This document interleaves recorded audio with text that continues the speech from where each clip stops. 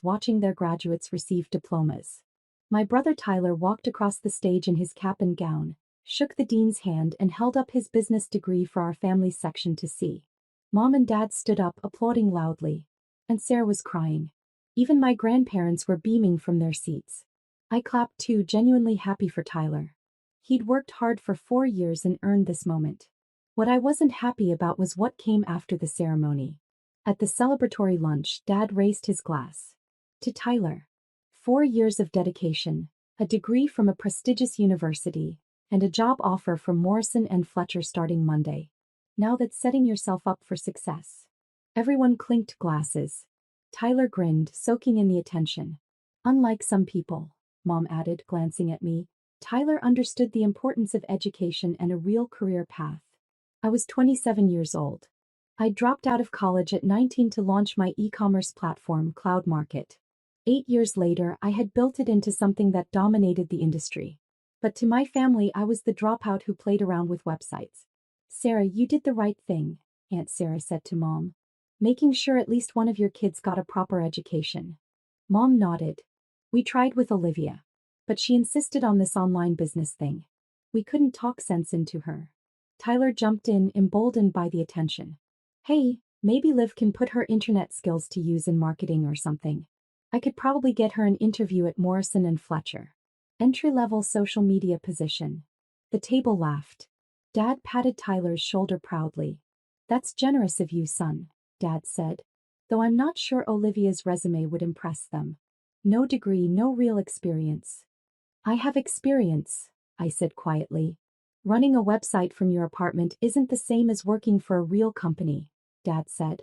But Tyler's right. Maybe he can help you get your foot in the door somewhere. It's never too late to start a real career. I took a sip of water and checked my phone under the table. An email from my VP of Operations. Tech Innovation Summit confirmed you for keynote at 4 p.m. today. Your family's reservation is being held at the Grand Ballroom. I'd forgotten about the timing. The summit was hosting its annual conference at the hotel across the street from Tyler's graduation venue. I was scheduled to give the closing keynote speech. And several of my executive team had made reservations at this same restaurant. Earth to Olivia, Tyler said, snapping his fingers. We're talking about your future here. The least you could do is pay attention. Sorry, I said. Grandpa leaned forward. Tyler, tell us about this job. What will you be doing? Tyler launched into an explanation of his entry-level analyst position at Morrison & Fletcher, a mid-sized consulting firm. Good starting salary, benefits, room for growth. All the things that made a family proud. That's real work, Dad said. That's stability. That's how you build a life. Mom turned to me. Olivia, when are you going to give up this online store fantasy and do something legitimate?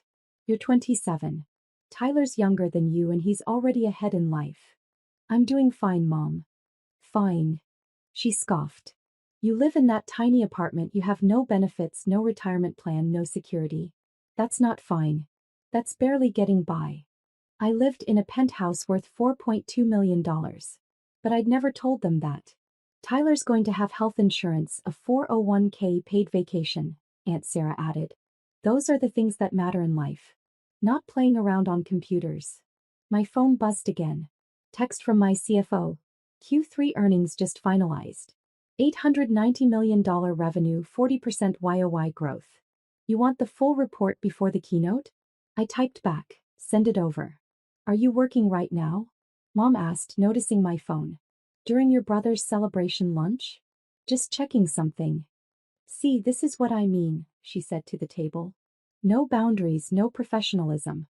In a real job, you learn when work time is appropriate. Tyler was enjoying this. Mom's right, Liv. You should really think about the future. I mean, how long can you do this internet thing? What happens when it fails?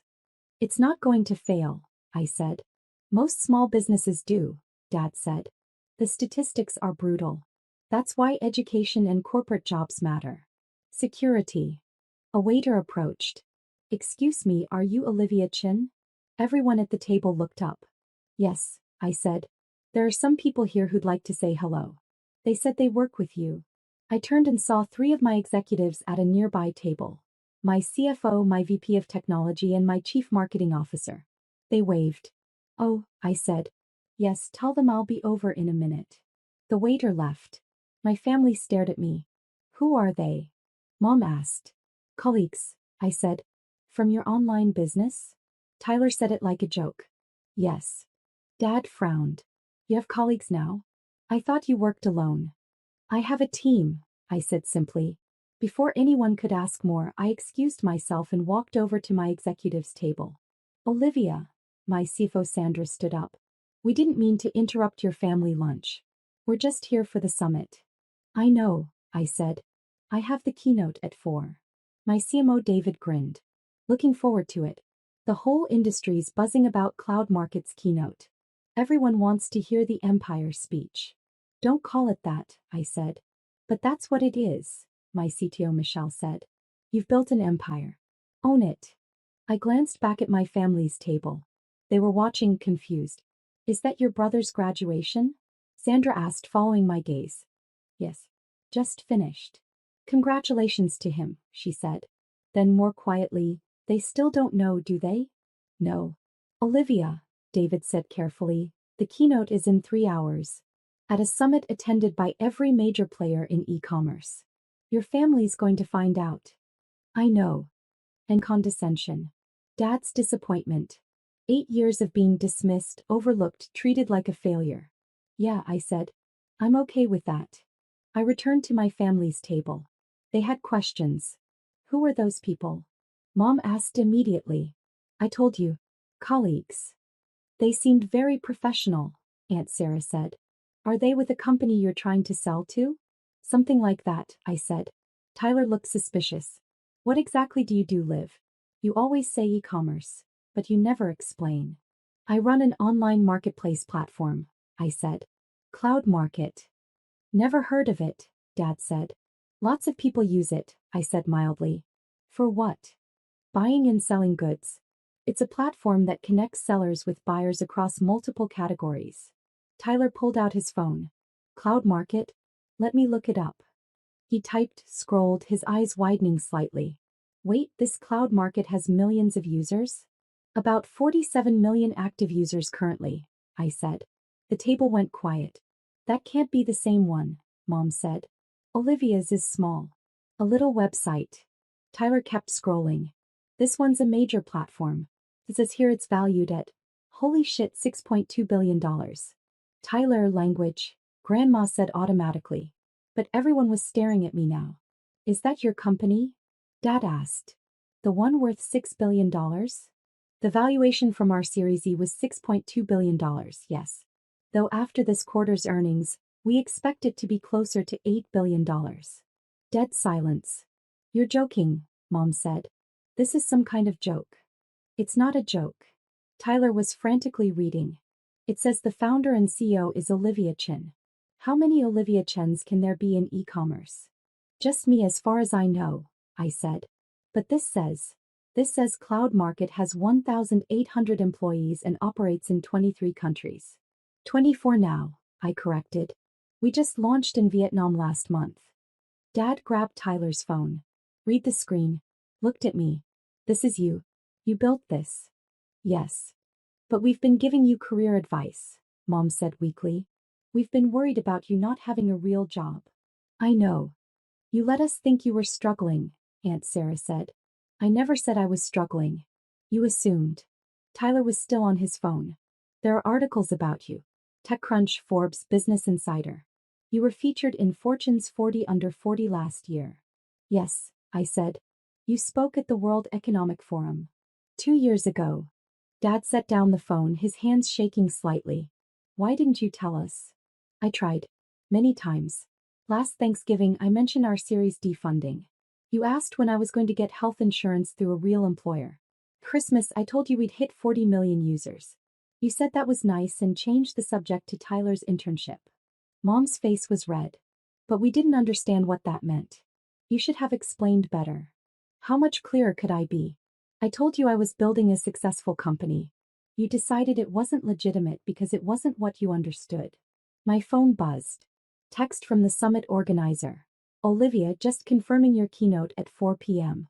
We have 3,000 attendees registered. This is our biggest turnout ever. I checked the time. 2:47 p.m. I need to go, I said, standing up. Go where? Mom asked. I have a speaking engagement. Right now. During Tyler's celebration. The celebration's been over for 20 minutes, Mom. And yes, now. Tyler spoke up. What kind of speaking engagement? The Tech Innovation Summit. I'm giving the closing keynote. Dad stood up. The summit at the Grand Hotel? The one all over the news. Yes. You're speaking there? I'm the keynote speaker. Grandpa, who'd been quiet this whole time, suddenly laughed. Well, I'll be damned. Sarah, we've been sitting here feeling sorry for the girl who actually needs the least sorry of anyone at this table. Dad, Mom protested. No, he's right, Tyler said quietly. He looked at me with something like awe. Liv, you're really successful, aren't you? Yes, Tyler. I really am. Mom grabbed my arm as I moved to leave. Can we come to your speech? I looked at her. At all of them. The summit's invitation only. But I have a reserved table for family that no one's using. You can have those seats. We'll be there, Dad said immediately. The Grand Hotel ballroom was packed when I arrived. 3,000 technology leaders, investors, entrepreneurs, and journalists filled the space. The energy was electric. Backstage, the summit organizer briefed me. Olivia, we're thrilled to have you closing the event. Your session on Building Tomorrow's Marketplace is our most anticipated talk of the summit. Happy to be here, I said. We have several press outlets wanting interviews afterward. And at least 2 venture capital firms hoping to speak with you. Schedule them through my assistant, I said. I peeked through the curtain at the audience. Near the back, I spotted my family filing into the reserved section. Mom looked overwhelmed by the crowd. Tyler kept looking around with wide eyes. Dad was reading the program, probably seeing my bio for the first time. The introduction began. Ladies and gentlemen, it's my honor to introduce our closing keynote speaker. At just 19, she dropped out of college to pursue a vision that everyone told her was impossible. 8 years later, she's built Cloud Market into the fastest-growing e-commerce platform in the world, serving 47 million users across 24 countries. I could see my family's faces from backstage. The realization. She's been featured in Fortune, Forbes, and TechCrunch. She's spoken at Davos, led industry panels, and pioneered marketplace technology that's now the industry standard. At 27, she's one of the youngest self-made entrepreneurs in the world. Please welcome Cloud Market founder and CEO Olivia Chin. The applause was thunderous as I walked on stage. 3,000 people standing, clapping. My family in the back, slowly rising to their feet with everyone else. I took the microphone, waited for the crowd to settle. Thank you. 8 years ago, I had an idea that everyone said wouldn't work.